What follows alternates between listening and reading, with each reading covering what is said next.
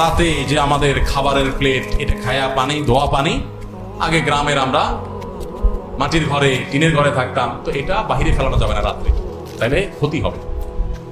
এই মাসালা যারা বানাইছেন, জাল হাদিস, নিষেধ নাই কোথাও হাদিসে, ফালালে কেউ ফালাতে পারে, কিন্তু অবশ্যই দেখে শুনে ফালাতে হবে কার গায়ের পড়ে কিনা। আগের যুগে তো এত কারেন্টের ব্যবস্থা ছিল না, এত বিদ্যুৎ ছিল না, লাইট ছিল না, তো কেউ যদি উড়াদুড়া খাইয়েই দরজা খোলা দিয়ে বাইরে মারে, কারো গায়ে পড়তে পারে।